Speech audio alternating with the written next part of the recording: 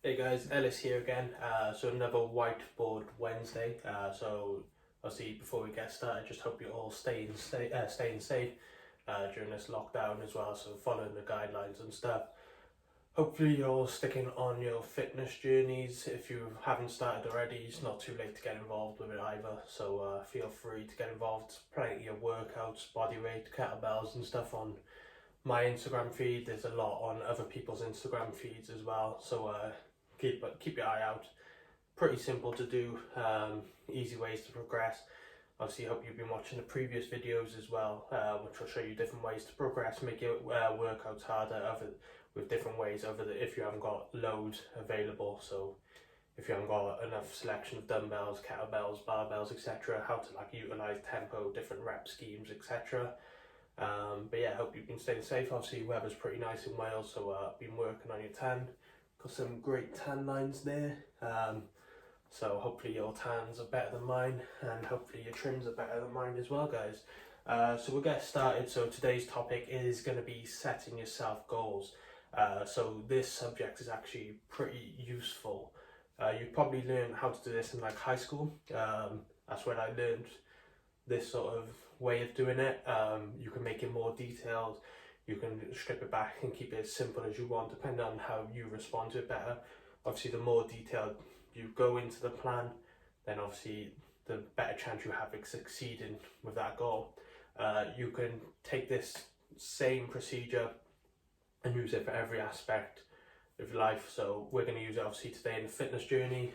So mainly in fat loss, but you can use it in muscle gain, more sport specific. So like things like agility, vertical jump, horizontal jump, stuff like that. But like I said, for the fitness, we're going to keep it with fat loss, because obviously that's what majority of people want. But then obviously, like I said, you can use it in other aspects. You can use it in financial aspects as well. So like saving money, if you've got a big ticket purchase, so you want to buy a car, you can use the same model for that as well.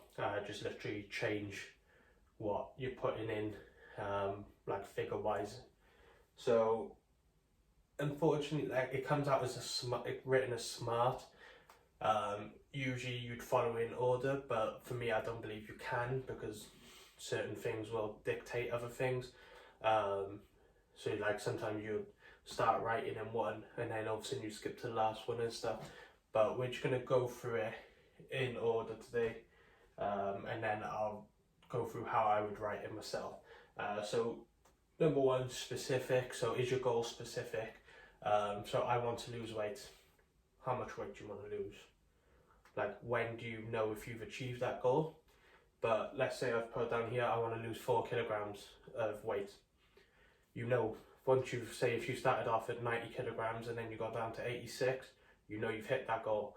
But if you're like, I want to lose weight, and you went from 90 kilograms to 89.9, you've technically lost weight. So make sure it's specific, guys, otherwise you won't know how and when you've reached that goal.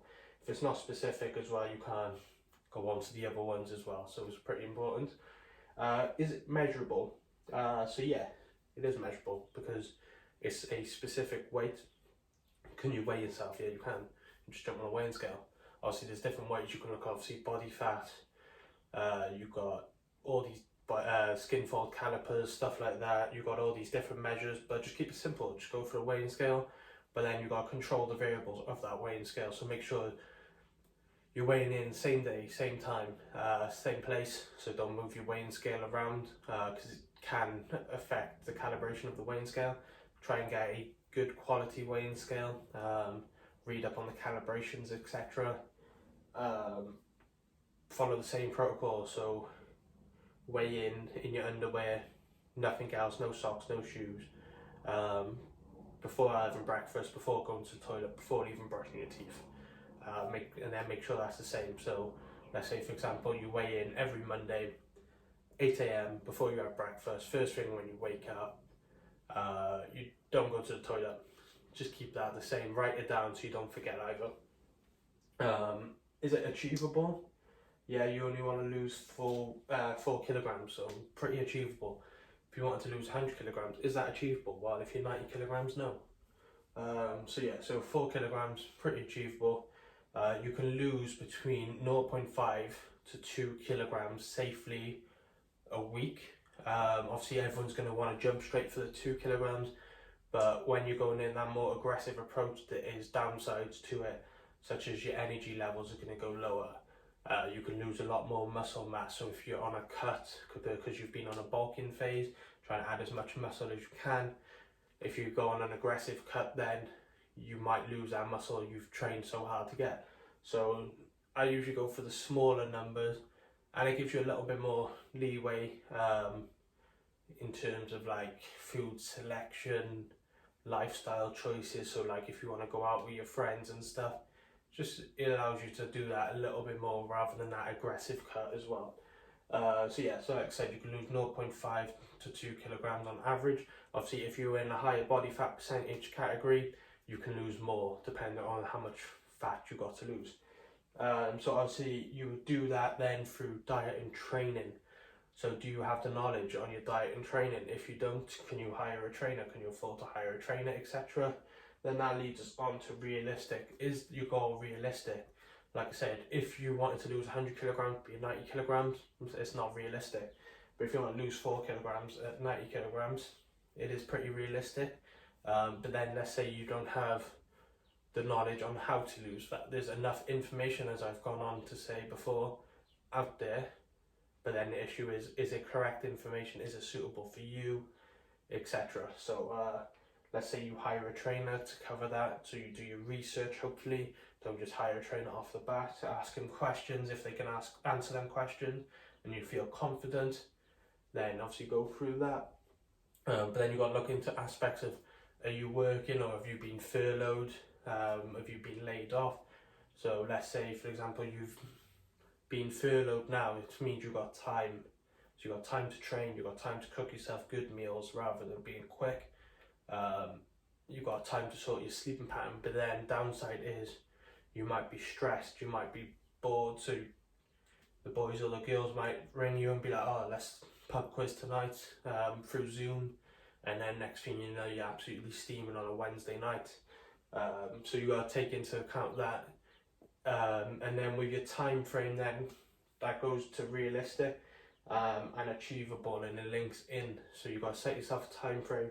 So like I said, you can lose 0.5 to 2 kilograms on average a week. So then that can dictate your time frame. So we've gone for 8 weeks on this one. So losing 0.5 kilograms per week. We've done that to maintain muscle mass that we've worked hard for in the gym.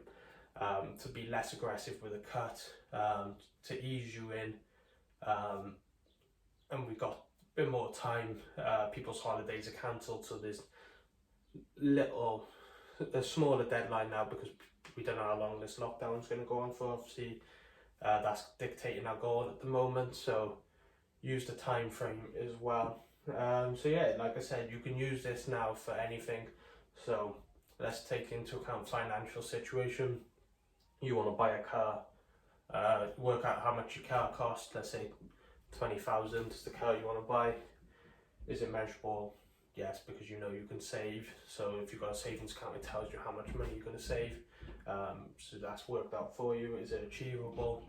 Depends on your income, and it depends on the time frame that you want. So if you want 20 grand car, next week, but you only earn 5 grand a week.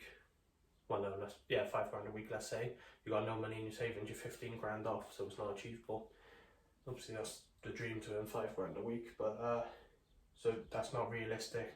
But then let's say you're earning 1 grand a month, 2 grand a month, let's say, 20 grand car, you can save £500 a month, and then you can work out your time frame, which then goes on to, is it achievable, realistic? And that's how you can set your goal. So like I said, you can use this model for any sort of goal you want to set. So literally anything. So have a play around with it, guys. Let me know how you feel about it. If you want me to go through it with you, obviously feel free to drop me a message. Hope you're enjoying the post and stuff. Make sure you like, comment, share, subscribe, etc. And I'll keep you updated with some more posts soon, guys. Thank you.